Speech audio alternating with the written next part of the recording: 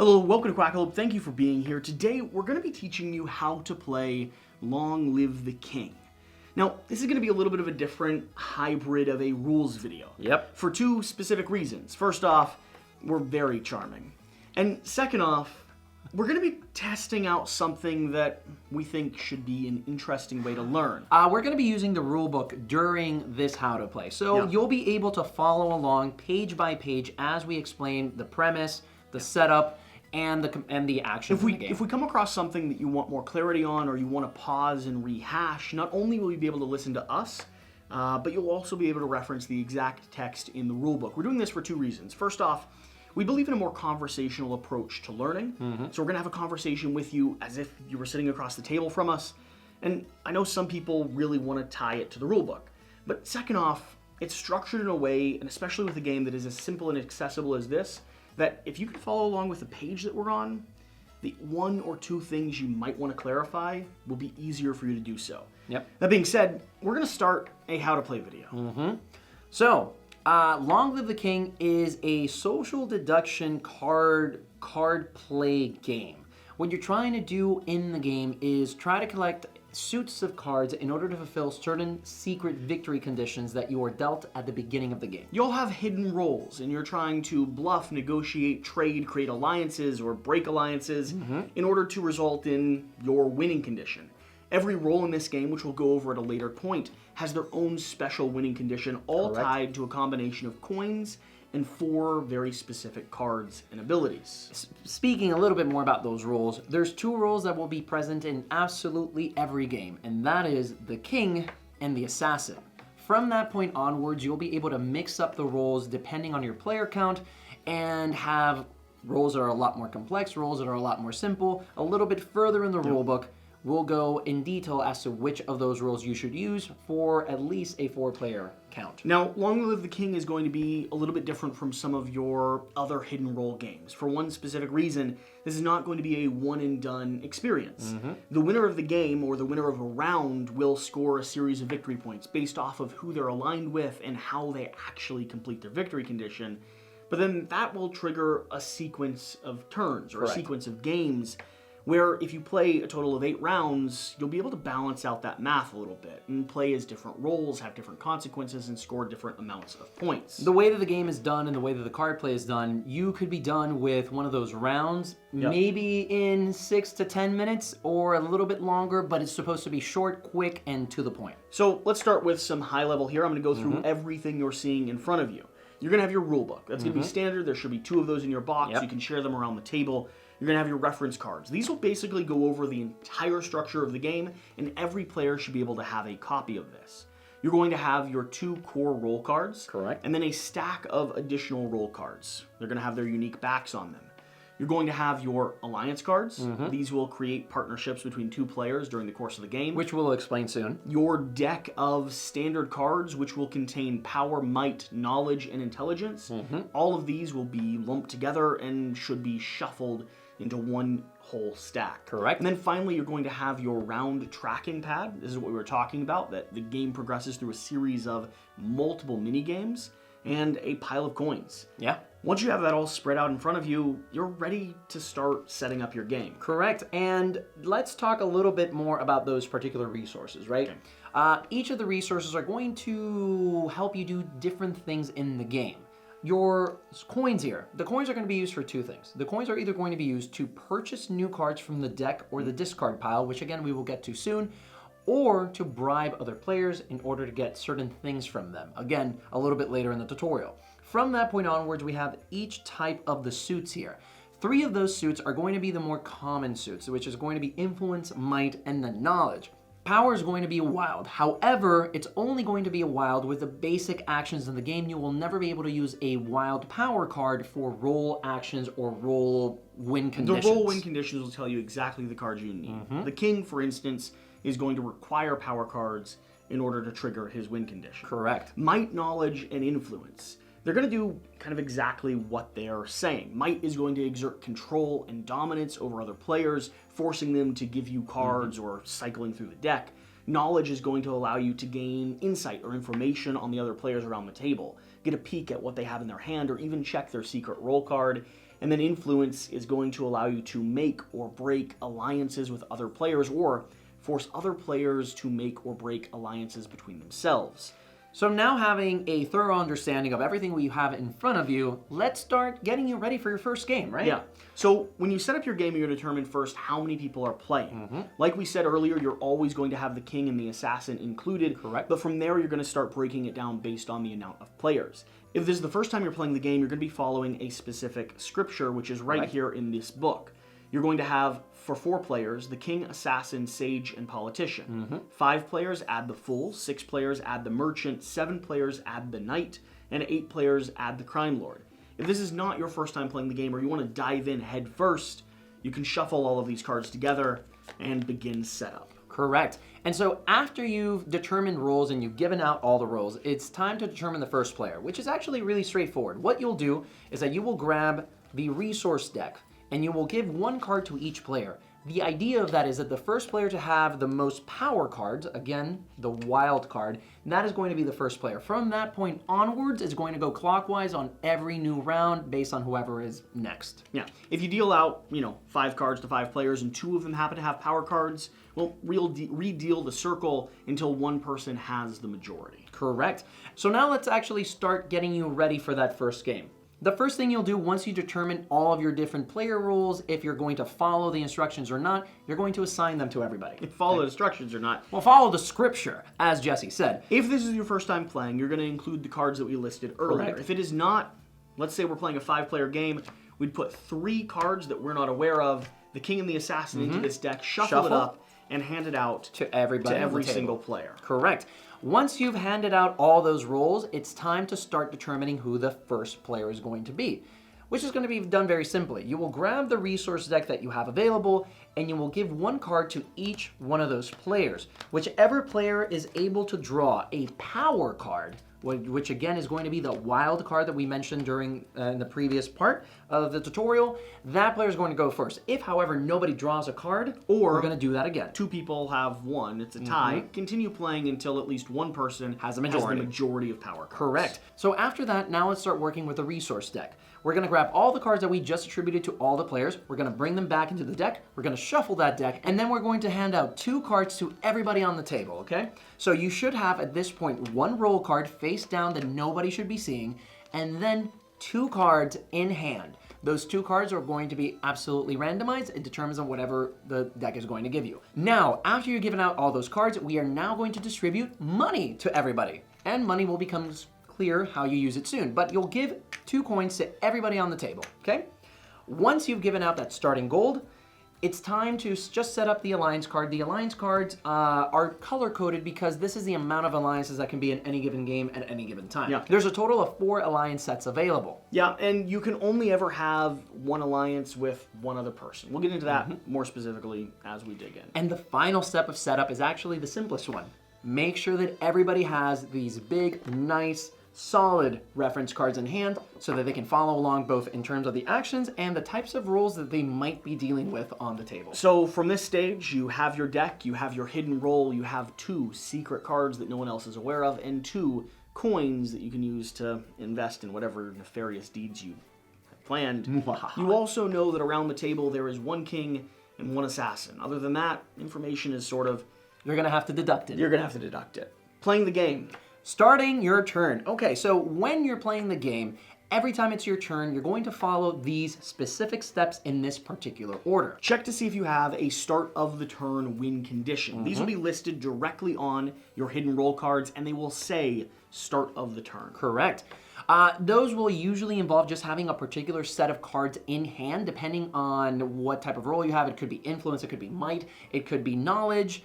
Again, it'll be determined by that. Once you've determined that you've won or have not won, you're going to take some additional gold. You're going to take 3 gold into hand. You'll always take 3 coins into your purse, and then you'll be given 2 actions, or 2 action points to utilize. We'll dive into all the different actions in just a moment, but let's continue with the flow of the turn. Oh, well, it's actually quite simple. After you've played all your actions, it's time for the end of turn sequence, which is actually very straightforward. You check your roll card again. If it says that you win and you have all the conditions met, you win the game. If you didn't, then play is going to continue clockwise, and we're going to repeat that cycle again and again until somebody remains the victor. Now, there's 3 different types of win conditions. There's at the start of your turn, at the end of your turn, and sort of open-ended. They can be completed at any point. For instance, again, with the king, you just need to play his card and spend a certain amount of resources, specifically 3 power cards and 4 coins. Which is actually an action that we're going to get into right now. That would trigger your win condition and allow you to, well, end that round and score a pile of points. So how exactly do you win in this game? How do you progress through it? Well, it's all going to happen in that main sequence or that main round portion, which is the turns. As we said, you get to do 2 actions every time it's your turn. Out of those actions, you're going to be able to pick out of any of these that we're going to read out to you. Now, you're going to be able to buy cards, sell a card, trade, bribe, extort, investigate, ally, sabotage, and seize power. I know that sounds like a lot, so let's break it down. It's really not. We're going to be able to buy a card. Your limit is going to be once per turn. You're going to spend 2 coins. You're going to be able to purchase a card from the top of the deck. Or the discard pile, depending if there is a discard pile already available to you. Yep. You're going to be able to sell a card. Correct. If you'd like to generate more income and you don't like what you have in your hand, you can discard any number of cards for any number of coins in return, 1 for 1, straight trade value. So the next thing is going to be a trade. And trade is when things start getting a little bit more interesting. Now you're going to be dealing directly with other people. The way that a trade works is that, first of all, there's restrictions. You can't just trade as many things as you want or as many coins as you want. You can trade up to 2 cards total or 5 gold total. However, the restriction here is that beyond those limitations, only a single player may trade gold to each other. How does this work? Well, if I have certain cards in hand and I need more might, knowledge, or influence, I might go to Jesse and say, "Hey Jesse, I have 3 coins here with your name on it. If you can give me 2 cards, either in any combination, and I don't really care, give me a might and an influence, or 2 might or 2 influence, and you're gonna be a richer man." Now, during this trade sequence, I can lie about what I have, I can renegotiate, I can tell them, I don't really have any might, but I've got some, influence that I could sell to you. As long as we negotiate the terms, we can trade. Again, following those rules, which are printed right here. Up to a total of 5 gold, up to a total of 2 cards, and both players have to give up something during the transaction. And let me be clear, that could be 2 cards from the player initiating the trade and 2 cards from the player that is being requested. The only other thing that is important to note is when you actually complete the trade, whether you've lied or not throughout the course of it, you must play the cards and reveal them to everyone at the table when you're handing them over to the person you're trading with. That way everyone can see that the trade that was done was honest, open, and fair. And Jesse, what happens if I initiate a trade and the person that I wanted to trade with says no? Yeah, it doesn't actually spend your action. So you could try to initiate a trade with everyone around the table without actually Costing one of those costing 2 anything. actions that you Something Jan's very familiar with. People don't like to play nice with me. I don't know what it is. The next thing that we're going to do, this is kind of like more of my favorite portions of the actions that we have available, is going to be bribing. So bribing is really straightforward. If you are a very wealthy individual in this game, you can give another player 3 coins and say, "Hey, Jesse, I'm bribing you for 3 coins. Okay. Do you happen to have a might card in your hand?" If that player has the exact card that you're looking for, they have to give it over. No ifs, ands, or buts about it. If they don't, they get to keep the coins that you gave them no matter what. Oh, that doesn't feel very good. Now, here's where this becomes very important. Strategically, you'll start getting a sense of who people might be based on what actions they've taken, what they've searched for, and what they've asked for. You might want to bribe someone to give you something that may end up completing their win condition. Correct. So you have to be very careful and you have to pay a lot of attention to what things are passing by hand in hand. Now, if you're not happy with how bribing is working out for you, you are able to exert a little bit of force. You're going to be able to extort other players. Yeah. If you have 2 might cards in your hand, you can discard both of those in order to take a card from the top of someone's hand. That doesn't feel good either. I don't know, I kind of rather give you money. It just feels, extorting feels a little bit aggressive. Just a tiny little bit. However, there's another way of gaining information in this game beyond just taking cards from players. You can investigate. This is a little bit more sleuthy. So with an investigate action, you have to discard 2 knowledge cards. Now we've seen 2 might cards which represent force, and now we're seeing 2 knowledge cards which represent the more intellectual pursuit.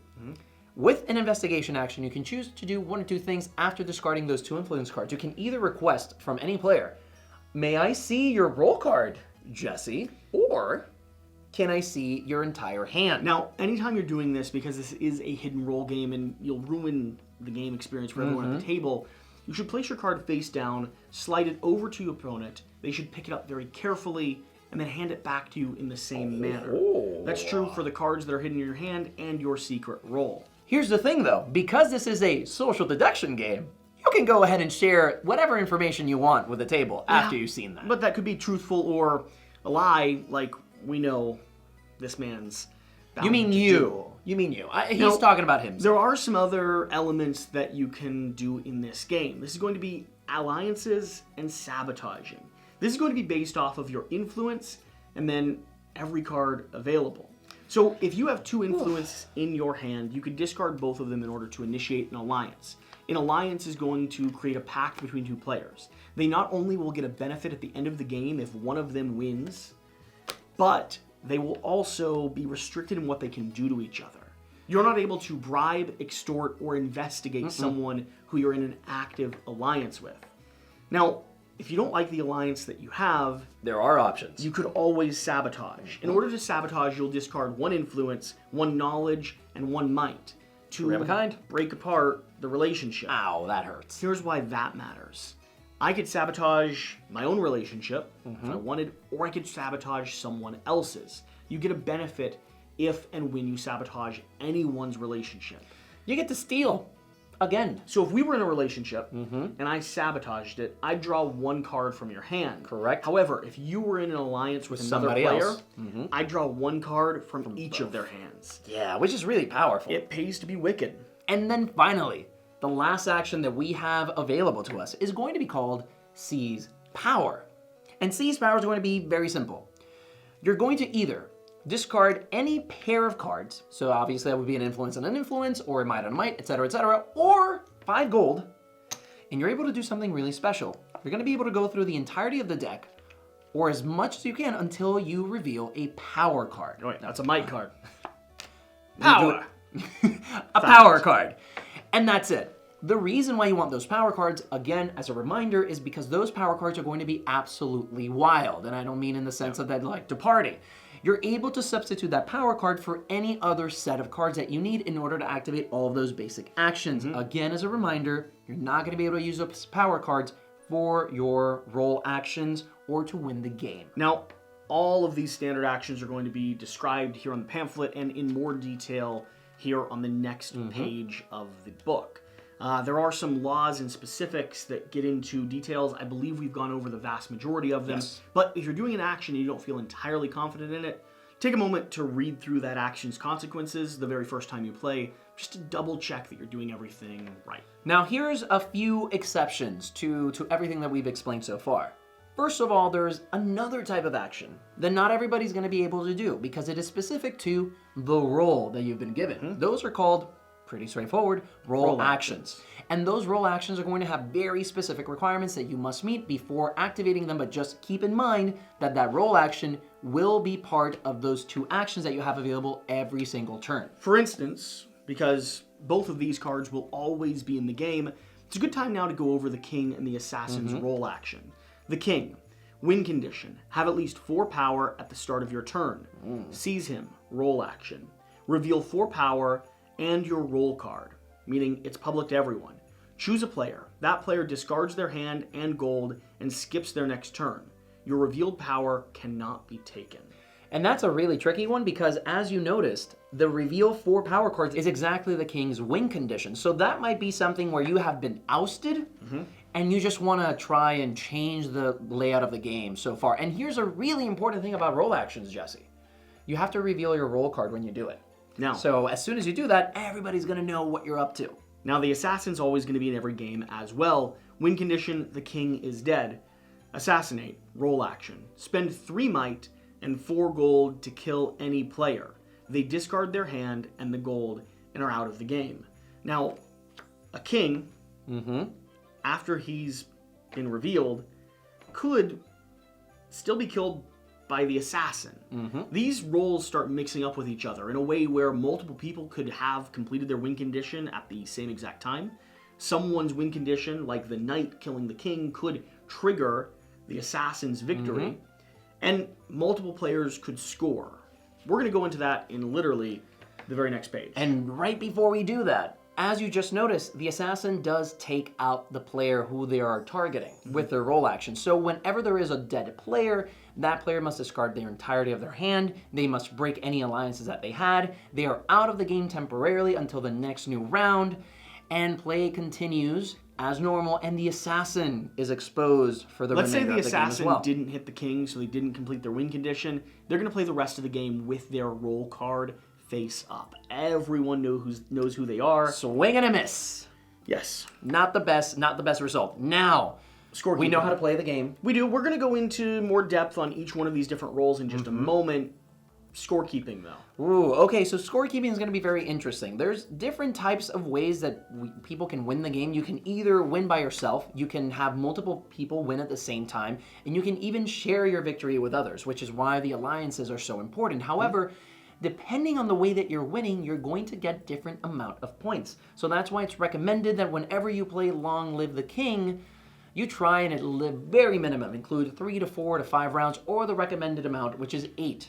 Now, once again, multiple players could complete their win condition at the same exact time. That does not mean you complete the entire turn or sequence. It means it has to be right now. Multiple win conditions have been completed. So let's go through those. The first type of scoring that you're going to make is a roll victory. A roll victory means that you have completed whatever your secret roll card says. When you do that, you are going to gain 3 points. Okay? The next one is going to be an allied victory. I was good friends with a person who just completed their roll victory. Like, I'd worked together with the assassin to kill the king. I'm going to get a little bit of kickback because, well, they did what they needed to do. I'll score 2 points for being in an alliance with them. You didn't score your roll victory, though. I didn't score my roll victory. But here's the cool thing about this.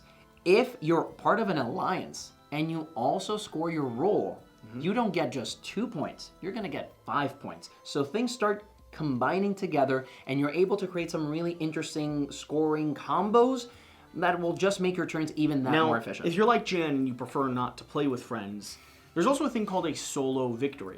A solo victory is going to be harder to do than an allied victory for obvious reasons. Being alone is, well, alone. There's a song that says that one is the loneliest number that there ever was. Is that how it goes? Never heard that song before. I've always been in a pair of 2. If you win as a solo, unallied character, you'll get a bonus point. You'll get 4 points total for completing a victory condition or completing a roll condition off of, well, by yourself. And again, this means that absolutely no one in the table besides you completed their roll condition. Yeah. So we've gone through scoring. Yep. We've gone through how to play the game. I guess that's pretty much it for Long Live the King, right? I think so. No, there's more than one way to play Long Live the King. Why'd you ask then? Because I wanted to answer my own question. I just wanted it to be dramatic.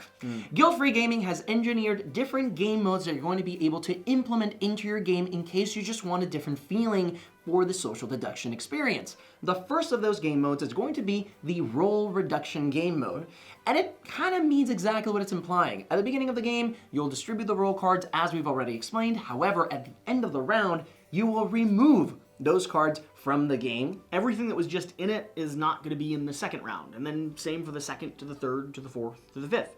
So you won't have perfect information still, but you'll be a lot closer to it in understanding who might be interacting. Not only does this change up the experience, but it also gives you a little bit of insight and makes sure that you're not playing the same characters one round after another. Correct, and very important, in case you were asking that question, yes, the king and assassin must always be there. They never get removed.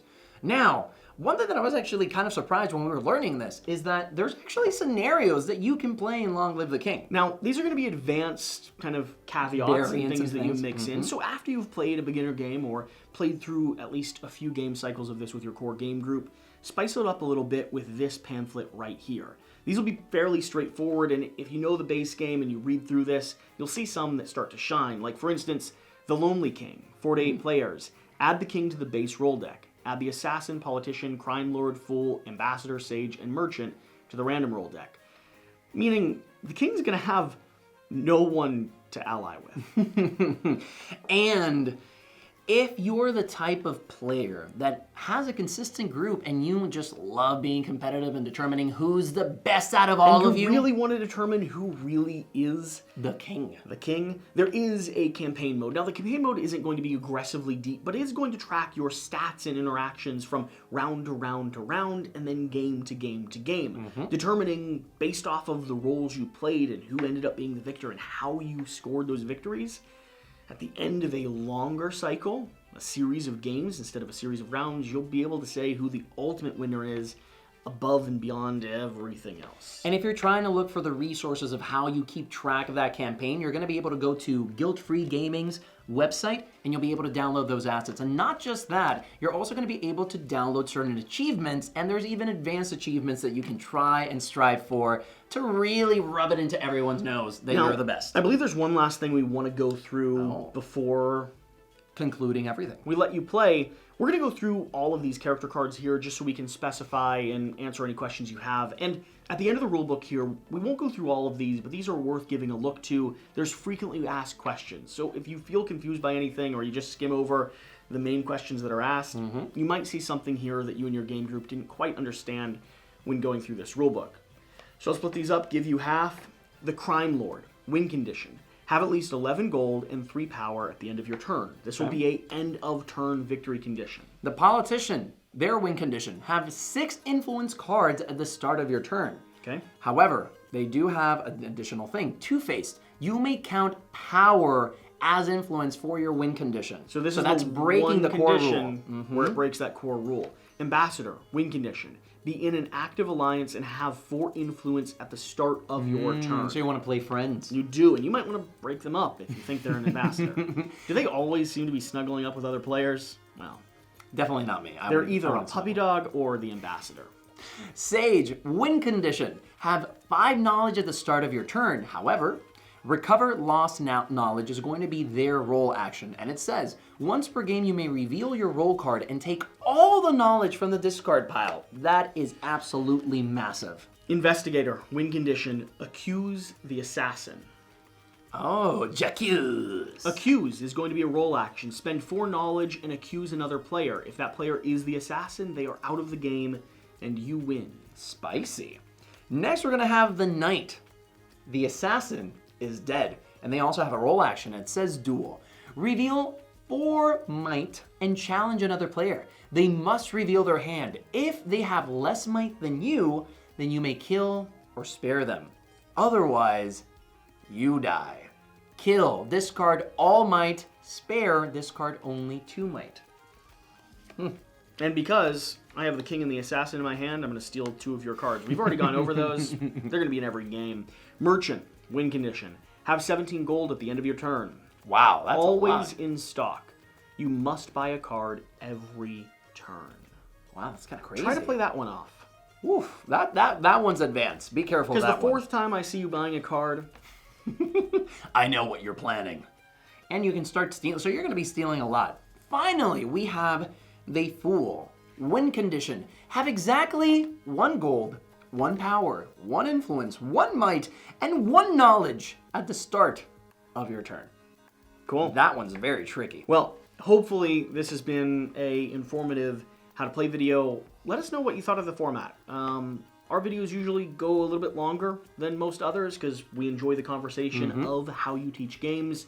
And let us know if you actually followed along with the rulebook. For me, I think my theory is this would be more helpful for me if I'm watching it. But yeah. I'd love to know what our audience thinks as well. All that being said, link in the top video of this description if you were just watching this to determine that you wanted to get this game. Yeah. And find out how it operates. You can pick it up on a variety of locations, either at a local retail store or online marketplaces. And that's going to be Long Live the King. By Guilt-Free Gaming. We'll see you next time. I'm a duck.